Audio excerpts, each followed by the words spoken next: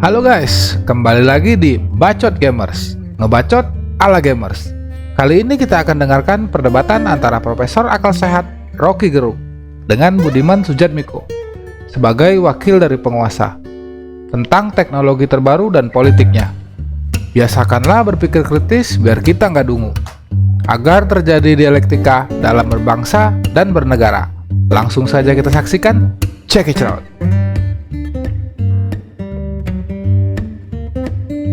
Pertama, mengenalkan UMKM orang desa petani pada AI ya sama seperti mengenalkan orang desa dari kuda dikenalkan pada sepeda, dari sepeda dikenalkan pada sepeda motor. Jadi sebenarnya bukan hal yang baru. Kemajuan teknologi ini bukan hal yang baru. Cepat atau lambat mereka akan paham. Lagi pula kalau kita tahu bagaimana orang desa, orang rakyat biasa ya, bisa menggunakan Facebook, bisa menggunakan WhatsApp groups segala macam. Artinya ada learning by doing dilakukannya sejauh ada dua, ada social recognition, dia bisa menguasai itu. Kalau kita nggak masuk ke WhatsApp group, kelihatannya kita nggak dapat social recognition. Kalau kita nggak punya akun Facebook, nggak dapat social recognition. Pastikan ada social recognition. Satu, social recognition itu adalah bagian merumuskan insentif model apa sehingga orang mau betah atau mau belajar AI. What's in it for me? Apa gunanya itu untuk aku? Ini penting, merumuskan insentif model menggunakan AI. Karenanya saya di BP Taskin lagi menekankan dua untuk pengentasan kemiskinan, termasuk pengentasan UMKM. Buat ekosistem bisnisnya semi closed loop ekosistem, from the poor, by the poor, for the poor, dan inovasi teknologi. Buat semi closed loop ekosistem, from the poor, by the poor, for the poor. Kasih inovasi teknologi sesuai kebutuhannya untuk marketing kah, untuk produksi kah. Itu hanya bisa bangun, berjalan kalau aspek demand-nya bisa kita amankan. Puncak keberhasilan pemberdayaan ekonomi rakyat bukanlah terbentuknya koperasi, bukanlah terbentuknya atau menaiknya produktivitas, tapi ada nggak PO dari pasar, ada nggak purchasing order dari demand.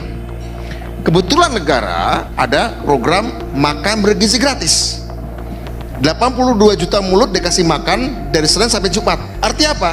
Kita sudah securing, kita sudah amankan namanya PO itu. Tinggal nyambungkan PO oleh negara ke si orang miskin yang nanam padi, yang nanam kangkung, yang berternak ayam. Negara sudah menyediakan PO-nya. Puncak keberhasilan pemberdayaan ekonomi bukanlah rakyat jadi bikin koperasi, bukan rakyat jadi lebih produktif, tapi ada nggak PO-nya, laku nggak barangnya. Kalau kita kaitkan PO dengan AI, dengan blockchain lah ya, tidak harus AI, saya kira akan mudah. Saya kira. Ketika posisi menentukan gaya bicara politisi, tajam ketika menjadi oposisi, dan mendadak tumpul ketika berkuasa. Potret perpolitikan yang sering terjadi di negeri ini, dan akhirnya tawaran damai secara diplomasi hanya untuk menutupi keserakahan dan kemaksiatan politik ketika menjadi penguasa di negeri ini. Yes. Oke, terima kasih jawabannya Pak Budiman Sujatmiko. Selanjutnya kami persilahkan untuk berkenan menanggapi. Yang pertama Pak Rocky Gerung, izin Pak. Ya, aduh pusing, jangan pusing dong Pak. Biasanya nih Pak Rocky Gerung kalau menanggapi sesuatu ini panjang banget, pasti sudah banyak yang terbersit di benak Pak Rocky Gerung. Silakan Pak. Oke. Saya coba dengan cara saksama dalam tempo singkat-singkatnya. Ini disiarkan live loh Pak, mungkin bisa di zoom ke Pak Rocky Gerung, silahkan. Ya, justru karena live saya mau tanggapi. Oke. Tadi saya perhatikan keterangan awal dari sang penulis buku Agus Sudibyo, teman baik saya itu, dia bilang begini, artificial intelligence itu semacam pedoman etik untuk menghalangi manusia itu ditertibkan, didomestikasi oleh mesin itu. Lalu diterangkan lagi bahwa artificial intelligence itu tidak punya moral dan tidak perlu paham etik. Definisi panjang itu kalau saya ringkas namanya Mulyono. Yes, I mean it. No ethics at all. Deficit moral.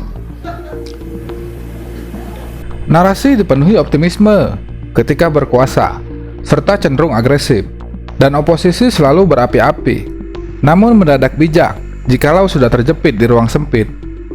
Apalagi bila tersangkut kasus yang rumit, dan diplomasi damai jadi narasi demi stabilitas politik. Kita ingin terangkan itu supaya jelas yang dimaksud apa sebetulnya. Karena Anda ajarkan saya untuk bebas masuk dalam multiverse intellectual discourse itu kondisinya begitu. Dan kita mesti terangkan bahwa ada keinginan kita untuk masuk dalam high tech. Kemampuan itu didasarkan pada esensi kita sebagai manusia yang mulai merasa khawatir tentang ekspansi dari mesin itu. Kenapa mesti khawatir loh? Bukankah yang kita sebut partikel yang membuat semacam sisa-sisa sumsum yang keluar dari black hole karena terhisap oleh gravitasi yang lebih tinggi? Kan teorisasinya di situ hari-hari ini. Buat kita dulu mesin memang, lalu jadi human, lalu jadi robot, lalu sekarang ingin jadi human lagi. Kan itu evolusi juga yang disebabkan karena ada kondisi dialektik pada alam semesta. Jadi kalau Budiman bilang Jinping nggak baca lagi, tidak diperlukan lagi dialectics, itu artinya tidak memerlukan lagi keterangan tentang kenapa kita masih pergi pada keinginan untuk eksis. Kan itu paradoksnya di situ, saudara Budiman itu. Tapi coba kita lindungi dulu pengetahuan kita dari mereka yang ingin mempromosikan bahwa artificial intelligence akan menuntun kita untuk menyelesaikan semua hal itu. Saya pernah nonton sebuah film, judulnya Doctor Strange and Philosophy itu. Pertanyaan terakhir di dalam science fiction itu adalah, manusia itu mau apa sih? Jadi tetap ada keinginan manusia, dia bisa hentikan konsumsi dia tentang artificial intelligence. Karena ada satu yang eksistensial yang dia ingin tahu itu. Alam semesta, Tuhan, dasar dari semut bergerak. Kan semua itu pertanyaan eksistensial. Jadi seharusnya kita mulai dengan membayangkan bahwa apakah Indonesia punya pertanyaan eksistensial terhadap manusia itu? Apakah pertanyaan eksistensial kita adalah sila ketiga atau sila kedua? Bagi orang di Papua lebih penting sila kedua daripada sila ketiga. Kemanusiaan yang adil dan beradab lebih mendesak daripada persatuan Indonesia. Kalau kita tanya pada ChatGPT, Papua lebih percaya pada kemanusiaan yang adil dan beradab ketimbang persatuan Indonesia. ChatGPT bilang Anda subversi, Anda mau merdeka. Karena ChatGPT di brief oleh rejim untuk percaya bahwa hanya persatuan Indonesia yang bisa menyelamatkan NKRI itu, NKRI harga mati. NKRI harga mati itu sila ketiga membunuh sila kelima, membunuh sila kedua. Bayangkan misalnya kalau itu kita upload hari ini ke ChatGPT itu, dan ChatGPT membantu kita, lalu kita bilang berdasarkan ChatGPT, kemanusiaan yang adil dan beradab dan keadilan sosial sila kedua dan sila kelima lebih penting dari sila pertama bahkan dan sila ketiga.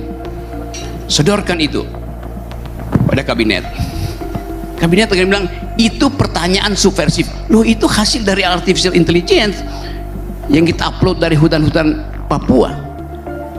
Jadi saya mau balik di situ untuk mengatakan bahwa agak keliru tadi Budiman memandang apa yang disebut sebagai multiverse itu kan. Lapisannya keberapa gitu. Ujung dari pembicaraan multiverse adalah kita mengandaikan, assuming there is astral self. Ada self yang sifatnya astral, yang bahkan tidak bisa kita ungkapkan, tetapi perasaan itu ada di kita. Jadi Xi Jinping itu baru percaya bahwa artificial intelligence bisa dipakai untuk memaksimalkan energi kalau dia tahu bahwa dia akan dapat koneksi dan konsesi nikel, baterai nikel dari Indonesia. Begitu dasarnya kan. Tetapi sekali lagi pembicaraan semacam ini, karena ini sorry ya agak panjang saya mau terangkan di sini, bahwa kita menginginkan ada semacam argumentatif society di dalam republik kita supaya kita bisa bertengkar tentang apapun. India punya argumentatif society walaupun dia ngoceng, ngacak-ngacak. Di Indonesia ada argumentatif society, dibuktikan tadi oleh hasil pilkada di DKI. Anda bayangkan misalnya paslon Dharma itu dapat 10% itu. Jadi ada semacam astral self pada rakyat Jakarta untuk mengatakan kami juga punya pikiran alternatif loh. Dan saya kira itu soal-soal silakan berdiskusi. Tapi saya tahu bahwa Jakarta memenangkan artificial intelligence AI karena artificial Indonesia udah pindah ke Solo. Assalamualaikum warahmatullahi wabarakatuh.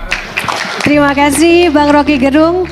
Kami persilakan terlebih dahulu Pak Budiman Sujatmiko. Kami persilakan untuk closing statement singkatnya Pak.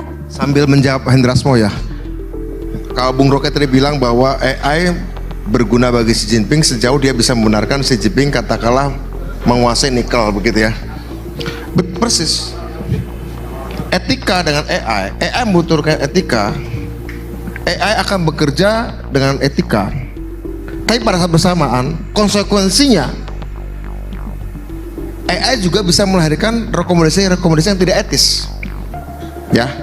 Ketika AI membutuhkan etika, maka dia membuka diri juga bahwa suatu saat rekomendasinya tidak akan etis karena dia tahu apa yang dia langgar. Ya. Itu double edged sword. Ya. Jadi harus dua itu. Kira-kira ketemunya di mana? Perlu nggak etika? Ya, saya tidak tahu, sebagaimana juga Bung Agus dalam bukunya nggak mengetahui hubungan antara natural intelligence dengan artificial intelligence.